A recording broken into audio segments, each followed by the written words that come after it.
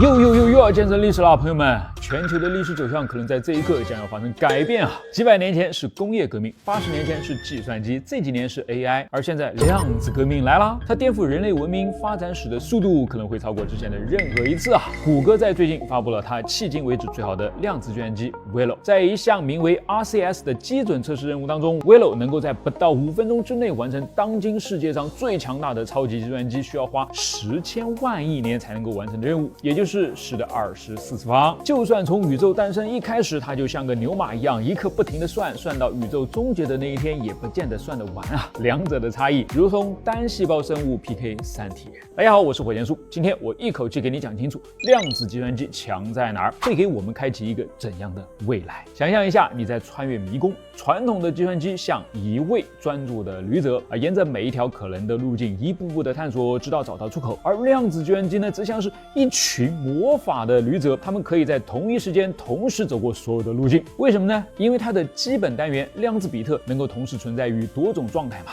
既是0又是1，这种特性叫做量子叠加。而更妙的是量子比特之间可以形成一种神秘的心灵感应，叫做量子纠缠。这意味着一个量子比特的状态变化会立刻影响到另外一个，即使它们相隔得很远。再加上量子的另外一个特性干涉，能够让答案得到优化。于是用量子计算机走迷宫，瞬间就能够锁定最佳路径，也就是瞬间就得到了计算结果。相比起自己的前任，那个在2019年就号称实现了量子霸权的 Sycamore，Willow 不仅拥有更多的量子比特数，还重新设计了芯片的结构，提升了量子比特的稳定性。用研究团队的话来描述它就像一辆跑车，不仅换了引擎，还重新设计了车身，更流线、更高效。由此可见，量子计算机的运行既要速度也要稳定。速度由更多的量子比特来提供，它们就像是传统芯片上面的晶体管，越多越好。所以 Willow 的105个就是比 Sycamore 的67个要更快嘛。而稳定则由量子比特的质量和纠错能力来提供。量子计算机的核心难题之一是退相干，也就是量子比特丧失其量子特性。Willow 的量子比特能够保持其状态比上一代长了5倍，这就意味着它们可以更可靠的编码信息。而面对量子计算机的另外一个天性，太敏感爱出错，谷歌团队则通过创建更多的逻辑量子比特，即一种由多个物理量子比特组合在一起形成的纠缠态来实现，从而就提高了量子计算机的纠错能力。实际上谷歌发现，随着逻辑量子比特的规模增加，计算性能不仅没有下降，反而更加稳定了。这个就将是迈向完全容错量子计算的关键一步。不巧不巧我国也刚刚发布了量子比特数高达504个的天眼504超导量子计算机，为大规模量子计算测控系统的发展呢就注入动力了。实际上，我们还是公认的全球唯一一个通过光子学和超导量子计算技术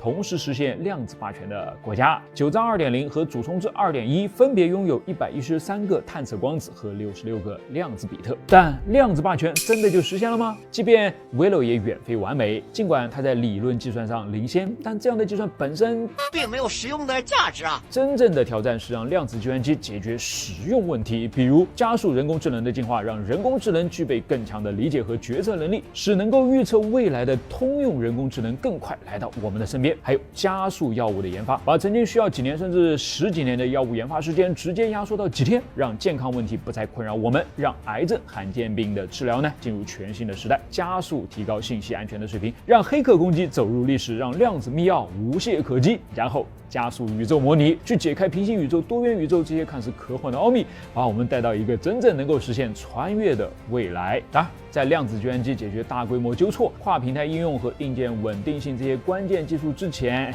以上这些期待确实还需要时间。但随着其在科学和工程上的不断突破，它终将成为我们人类的终极计算工具，而我们就是它的使用者啦。引用谷歌工程副总裁哈特穆特内文的话来作结：我们正在向经典计算无法触及的新领域迈进。我是火箭叔，别停下去探索。如果你没有看过《回到未来》3部曲呢，请不要号称自己是个科幻迷。虽然他们的确是很老的片子了。这个以时间旅行为主题的科幻电影呢，最早的一部拍摄于1985年，距今已经过去了快半个世纪啊。即便是续集中穿越到所谓的遥远的未来，其实也是对我们而言早已经过去的2015年。说到这儿显然会令当初创作团队失望的是，电影当中的反重力技术我们依然是没有琢磨出来的。好，那我们今天讨论什么呢？讨论几个在电影当中有所呈现，并且直到现在热度都不见衰退的话题了。首先第一个，看到这辆车了没？请注意啊，它不是车，而是一台时间机器。在电影当中，1985年的布朗博士呢，成功发明了一种采用核燃料布驱动的通量电容器。就是这个发光的 Y 型物体了。在为它输入高达 1.21 吉瓦，也就是121万千瓦的能量之后呢，它便能瞬间扭曲时空，将车和其中的所有人物带到设定好的时空当中。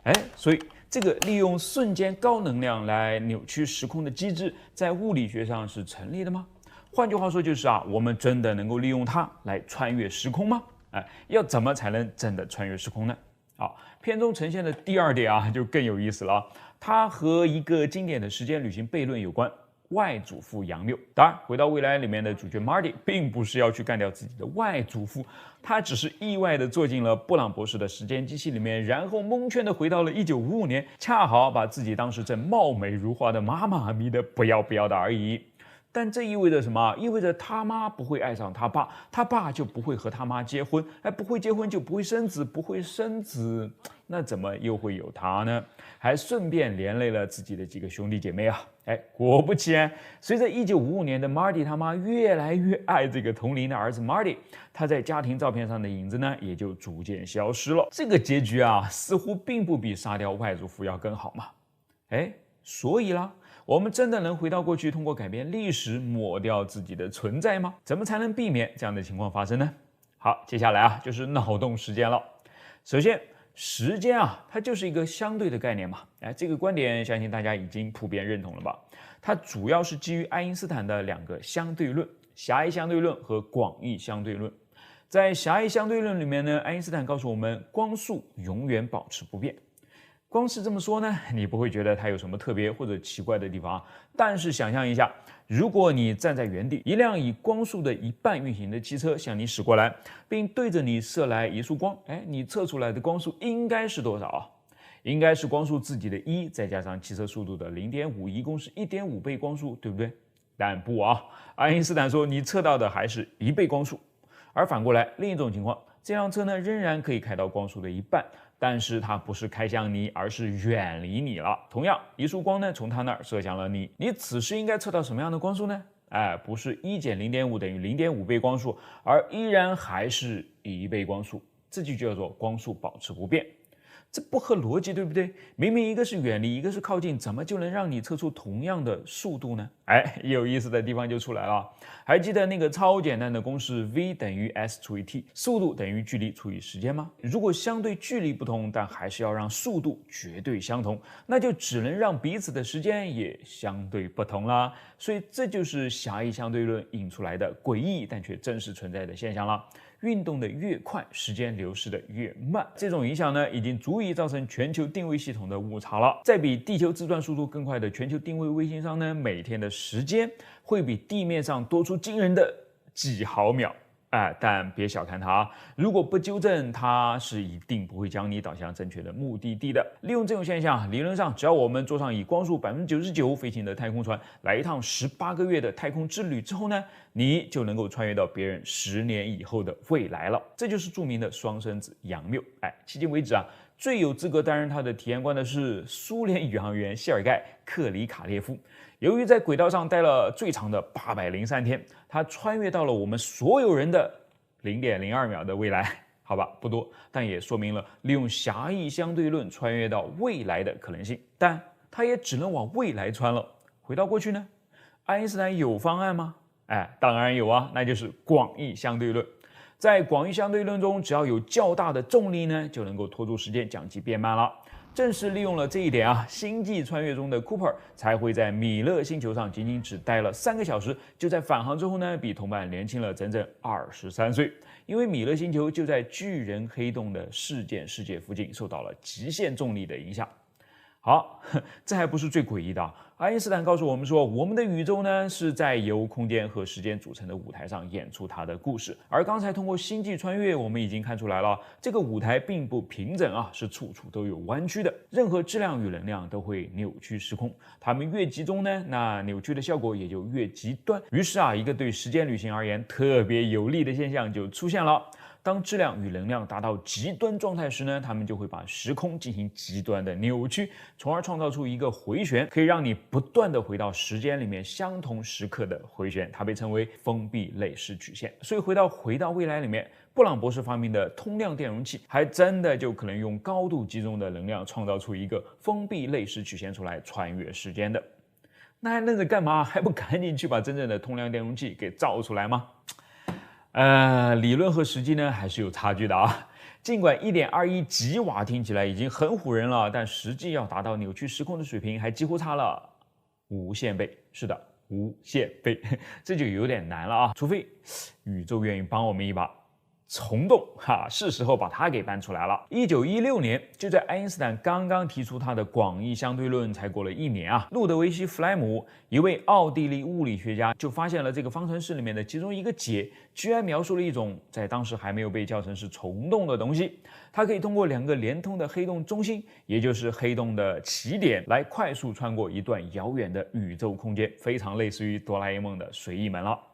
现在我们知道了啊，爱因斯坦的方程式呢其实可以允许很多种不同类型的虫洞的存在的，但在那个年代，由于这一发现过于惊世骇俗啊，所以并没有在物理界呢激起什么涟漪。直到1935年，爱因斯坦和他的同事纳森·罗森在完全不知情的情况下，也解出了跟弗莱姆一模一样的解，于是虫洞的特性才得以开始深入探索，同时也对它究竟会对我们这个真实的世界产生怎样的影响开始提出推想了。比如星际间的穿越，但是等等，不是说好了要拿它当做时间机器吗？穿越空间的确是非常厉害了，但我想问的是，怎么用它来穿越时间呢？基普·索恩，著名理论物理学家，电影《星际穿越》的科学顾问，有一个点子想要跟我们来分享一下啦。他认为可以这样来做：首先，找到一个天然的虫洞，先不要提出质疑啊，它可能是真的存在的啊。这下呢，我们不就得到了一个连接着不同空间的通道了吗？接着啊，我们就需要将虫洞的一边以某种方式锚定在一颗拥有超强重力场的中子星上面。根据我们上面已经讲过的广义相对论啊，这一边的时间流逝呢就会变得非常缓慢。而虫洞的另一边，我们只要将它拉到一个距离尽可能近的地方来，毕竟我们只想要穿越时间，而不是想要跨越遥远的空间，对吧？然后呢，就是等待了，等待在两边逐渐发展出一个令我们满意的时间差出来。这个时候呢，只要我们从一端进去，就能从不同时间的另一端出来了。是前往未来，还是回到过去？你只需要选择合适的入口就行了。听起来好像也不难，是吧？既然虫洞可能是天然存在的，找到它们只是个时间问题咯。其实啊，没这么简单。新的发现是啊，虫洞并不是静态的，而是会随着时光流逝的，经历诞生、延展、收缩和截断这4个过程，并且这4个过程呢转瞬即逝。这就意味着啊，谁也别想从这里穿得过去啊，是不是很沮丧？那我就来给你一点希望吧。天然形成的不行，那我们就人为改造一下呗。只要我们能够长出足够多的具有负能量的异类物质，就可以始终将虫洞撑开了。是的，负能量，还是说负质量更好听吧？它像是一个科幻的概念，但却也是真的。不过呢，我们现在在实验室里面能够造出来的量还是太少了。好吧，人类加油干啊！千万别被其他先进文明抢了先，打开一个通往我们世界的虫洞，把我们给灭了先哦。这就有点扯得远了。收回来，所以你看，造时间机器呢，它并不违反任何的物理法则嘛。问题是，造好之后，你敢用它回到过去吗？你怎么去面对外祖父杨谬呢？幸运的是啊，霍金这个时候站出来帮你说话啦。别担心，你压根儿就碰不上的。这个呢，出现在他发表于1992年的一篇学术论文上。他在其中说啊，看起来似乎有一种时序保护机制在阻止封闭类式曲线的出现，好让历史学家不会因为宇宙失序而困扰。那具体到外祖父杨谬本身呢，按照霍金的理论啊，就是你即便穿越回去了，也怎么都杀不死自己的外祖父嘛。因为历史不会改变，你已经都存在了，怎么能够消失呢？于是你会发现许多的事情呢正在阻止你的行为，包括但不限于你的时光机会失灵，你的枪会卡壳，你要开枪的时候呢正好滑倒了，或者你开枪杀死的人呢根本就和你没有任何血缘关系。这个里面的想象空间就比较大了啊，你懂我的意思啊。当然还可以更狠一点，时序保护可以直接让你在一开始的时候就无法回到过去，让时光机永远也发明不出来。霍金说了，这就是为什么所有也许可以制作出时光机的方法都牵涉到似乎不可能实现的物理学的根本奥秘了。哎呀，说了半天还是很沮丧嘛。好，既然都到这个份上了，我也就只能使出大招了。俗话说遇事不决，量子力学啊，量子时光机就能完美解决这里面的一切悖论。为什么呢？因为量子物理当中有一个现象叫做纠缠啊，它就直接打脸了所谓的因果这件事情啦。咱们来简单说明一下啊，比如有两个光子，它们处于纠缠态，你怎么让它们纠缠在一起呢？其实是有很多种方法的，其中一种利用到了特殊的双折射晶体。它的原子结构呢，会将一个光子分成两个，并且分开之后的两个光子关系密切，呈现出了纠缠的特质。另一种方法是通过精密的控制，将两个光子敲击在一起，然后它们就纠缠了。总之，方法是真的不少啊。好，它们怎么打破因果律呢？很简单啊，光子有一种性质叫做旋转。如果我们对这对纠缠光子的其中一个进行测量，得出来了一个测量的结果，也就是旋转的状态，则这个状态马上就会体现在另外一个光子身上，哪怕它们之间相隔108000里，也完全没有一点点的滞后，似乎这两个光子之间的某种交流方式是可以远超光速来进行的。这就没有所谓的先后顺序，没有所谓的前因后果了吗？简直无视我们对于在空间与时间当中传递信息的所有理解了。在无比惊讶的同时，我们到底该怎么来解释这种现象呢？尼古拉斯·吉桑，量子领域最杰出的科学家说在时间与空间里面呢，的确没有任何可以拿来解释这种现象的说法，所以在时空之外就必然存在着某种现实。这是什么意思啊？这就是在暗示我们所在的这个宇宙并非就是全部嘛。再直白点说，就是多重宇宙是真实存在的。而量子的这种诡异特性呢，在多重宇宙之间帮我们撕开了一道缺口。为什么纠缠的光子可以无视我们对时空的理解呢？因为它们根本就是同时存在于两个世界里面的同一个东西啦。而多重宇宙也为没有任何哲学问题的时间旅行带来了希望。你回到过去，的确杀死的是自己的外祖父，不过呢，他却是这个宇宙分支中你的外祖父。于是，在这个宇宙中呢，未来的你不会出现了，但并不会危及你现在的存在。完美，是不是？好了，今天的时间旅行呢，就此打住啊！如果你还有什么更有脑洞的想法，欢迎来留言啊！当然，也欢迎你来帮我纠错和补充哦。咱们下期见。1977年，卢克天行者在《星球大战4：新希望》中驾驶了一辆反重力的悬浮车，名字叫做陆行艇。那疑问就来了，直到现在我们都还是没有发明出任何的反重力装置，更何况是在上个世纪70年代呢？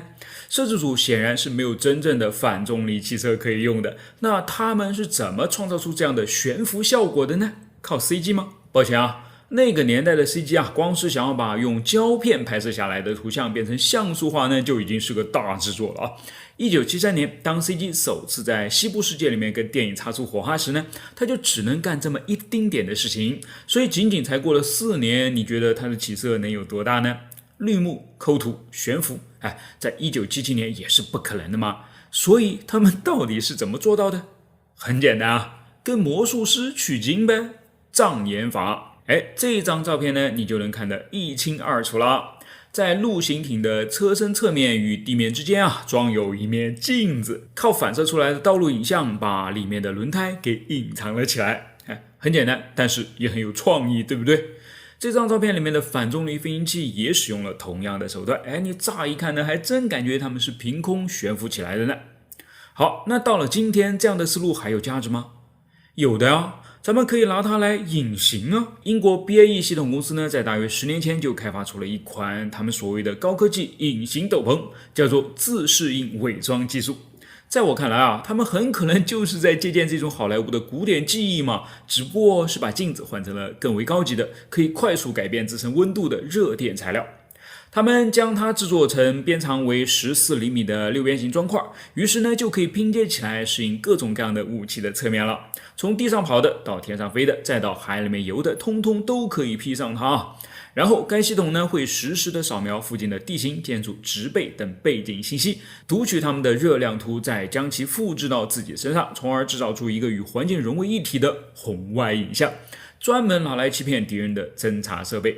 它既可以把战车变成植物，把直升机变成云朵，把军舰变成海浪，也可以想变啥就变啥，只要是能够在数据库里面找得到的东西就可以了。比如这个把战车变成轿车的把戏如何呢？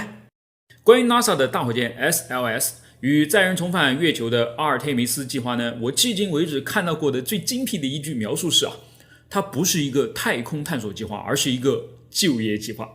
这是美国人自己说的这是很多美国人都在说的。为什么？其实你只需要稍微注意一下就能明白了它基本上就是一个奥巴马在2011年已经取消了的航天飞机计划与星座计划的改名重生版。先说它跟航天飞机有多像看到那一左一右的两个白色助推器了吗？它们就是直接从航天飞机上面取下来的，只不过呢多加了一节而已，并且也不再打算回收了。可见当时的回收基本上就是走个过场而已，拖着降落伞掉进海里面，费老大劲儿才能捞起来，运回去还要各种的处理、翻新和装填，估计也没比直接造一枚新的省多少嘛。但一开始你都说了航天飞机就是为了能够重复使用嘛，自然样子还是得要做漂亮点才行嘛。现在干脆不管了，因为我早就跟大家说好了，它就是一次性的。奇怪吧，都2022年了，隔壁老王老马家的火箭都能回收10年了，你这儿还在发一次性的，是在向历史致敬呢，还是在开倒车呢？另外一个奇怪是这枚助推器呢，它是固体燃料火箭，其实并不太适合放到载人的航天器上的，因为它实在没什么操纵性可言嘛。一旦点燃就不受控制了，既无法调整大小，也无法提前关闭，只能等着它自己把自己给耗完掉，给火箭留下的安全冗余就很少了。实际上第一次的航天飞机灾难1986年的挑战者号在起飞1分钟之后的爆炸呢，就是由固体火箭助推器的故障直接导致的。那为什么还非要把它用在 SLS 上面呢？很简单NASA 的预算是谁批的？是美国国会美国国会凭什么要支持 NASA 呢？因为 NASA 承诺它可以在美国各地提供广大的就业机会嘛，而有了就业，当地的政客呢就有了选票，他当然就要反过来支持 NASA， 你赶紧造嘛。可航天飞机计划一取消，那造航天飞机助推器的工厂不就要关门了吗？这怎么可以NASA 你必须要想个法子消化掉这些就业才行于是他就只能老当益壮的出现在了这枚21世纪的大火箭上面了。同样的逻辑呢，也自下而上裹满了 SLS 的整个星级，4台主发动机直接拿航天飞机用过的 RS-25 翻新一下就成。那个巨大的橙色圆柱看起来眼熟吗？不要怀疑它就是当年给航天飞机造陈罐子的工厂新造出来的。再往上是猎户座飞船的成员舱和服务舱，你去查一下它的历史也是个在2011年就被取消了的星座计划的遗物嘛。甚至整个 SLS 火箭看起来呢，也跟当年为星座计划研发的战神火箭几乎是一个模子倒出来的。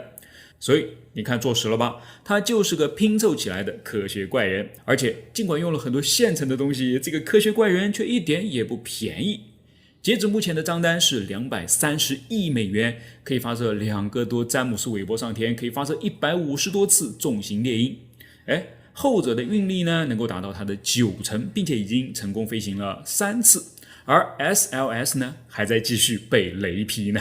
伽马射线对人确实有影响，但是那个其他的很多波段是没有影响的。张朝阳在直播当中给大家讲电磁学，千万不要以为这个跟你无关因为电磁辐射不仅可以帮你加热食物，帮你接通手机，帮你探查身体当中的异样，还能够帮你赢得战争。是的，现实和科幻当中都是可以的。比如一位电影当中的超级英雄，他就能够用电磁学来毁天灭地或者说其实是可以的。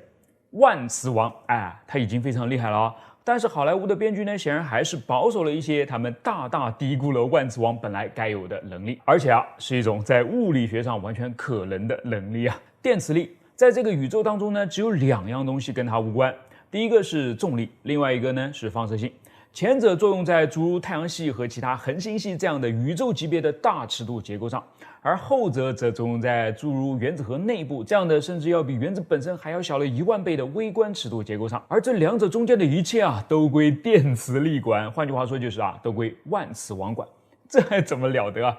所以在漫画版本当中呢，它就是一个吊打一切的存在啊，能力上限完全就无法得知啊。比方说它的操纵能力，它曾经多次移动大型行星，也在眼睛都不眨一下的情况下呢，让3万吨的核潜艇漂浮起来。